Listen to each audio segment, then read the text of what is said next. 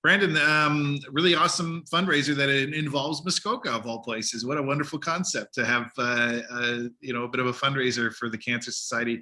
Tell me a bit about what this fundraiser is. Obviously, this isn't the first year this has been running.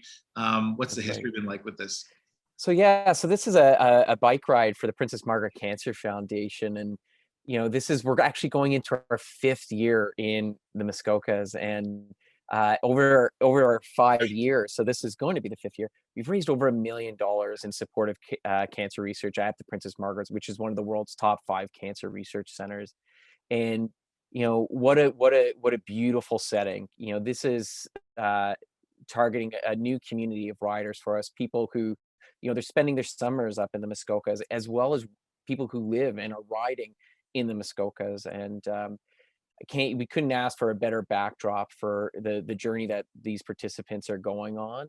And they're getting a beautiful ride, but they're having a significant impact on the work being done at the Cancer Center. It is such a great selection because I can tell you from experience, biking in Muskoka is basically, you need to have a bike if you live here. That's like, that's like your second vehicle, basically. Right. Yeah, I mean, it's such a great place to run this type of fundraiser. What is the trail like? What's the route like for this? So that's what makes this Northern Pass event really unique. So we offer a little bit of everything. So historically, this event has offered a 40-kilometer ride, 100-kilometer ride, and a 160-kilometer. So you have everything from the cyclists like myself who wants to enjoy it, and I'll do the 40-kilometer.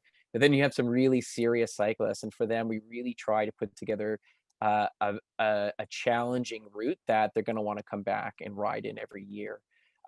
This year, obviously such a challenging year to even be thinking about putting on an event.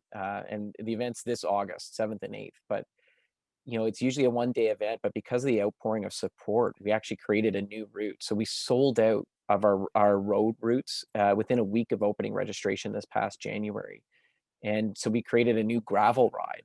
So it's going to be the first time we've ever hosted an event with a gravel route involved. So we have a really scenic, and as you were talking about being in the Muskokas, the scenery that we can expose our cyclists to and the adventure we can take them on by providing a gravel route is going to be unique. So we have a nice cohort of gravel cyclists this year as well, and that's taking place on the Sunday of the event, August 8th. Fantastic. I think your timing is pretty good right now, Brandon, because by that time we're going to be in stage 3, so a lot more freedoms for COVID precautions. But I do want to talk a bit about what precautions are in place for you guys right now with that. Well, and yeah, you mentioned the different stages, and I'd be lying if I said we haven't been checking that daily. And it's obviously safety is at the forefront of our riders in our event in a typical year, and this is definitely not one of those typical years. So we've been very fortunate. So our event, we start and finish at Annie Williams Memorial Park in Bracebridge, and since even last fall after we decided to go forward with a live event and host it at Annie Williams, we've been working with a great team at the town of Bracebridge, as well as working with a great team that represents the Simcoe Muskoka District Health Unit to help advise and make sure that, because there were times leading up to this where we didn't know if we were going to be stage 1, 2, or 3 of this reopening. And a few months ago, it was a color-coded system. So it keeps evolving. And so we've been designing a plan that's going to be safe no matter what the regulations are. We definitely are hoping we're in step 3, and it looks like that. But everything from, we're going to have a controlled event site so that we can be controlling the numbers of people who are at the event at a given time.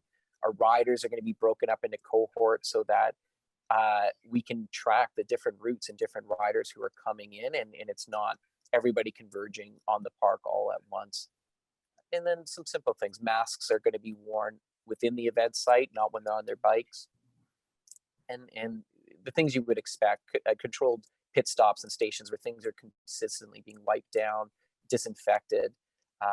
And we're going to make it as hands-free as possible. A set of volunteers that we're going to be making sure, again, with our medical advisors and with the help of the health unit, making sure our COVID safety plan isn't just something that looks great on paper, but then having a COVID safety protocol manager on site to make sure we're enacting every step and every protocol that we've put in place. Well, it sounds like you don't need too much help promoting this because since you sold out that first one, but if people do want to get involved, how can they do that? Well, so yeah, it's great to say that message that we've sold out, but there's still so much opportunity to support us. We still have rider spots available in our gravel route that's happening on Sunday, August 8th.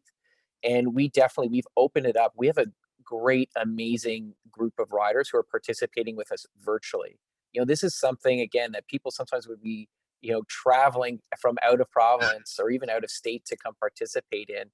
And we encourage people to still sign up and ride with us from where they are. We have riders who are doing it from, setting up their trainers and setting up their bikes on the dock and just waiting for us to say ready, set, ride. And there's so many great trails and routes out in the Muskoka. So, ride from where they can. The most important thing, last year we were 100% virtual. So yes, we want to try and make room for everybody. I do have a wait list for the road event, but sign up virtually if you can. The biggest thing that we're doing is raising significant funds for cancer research. COVID is definitely at the front of everyone's minds and will be, but cancer still remains the number one cause of death in Canada. 1 in 2 Canadians are going to receive that news at some point in their lifetimes that you have cancer. And I don't think anybody, you don't need to be on this event. Anybody across Canada, none of us have to look far to see how we've been impacted by cancer in our lives. And so that's the key thing. Get on your bikes, sign up to ride with us. If you know someone participating, make that donation. Support them in doing this event. Ride as a family. Do what you can, and we'd love to have you be part of our Northern Pass community.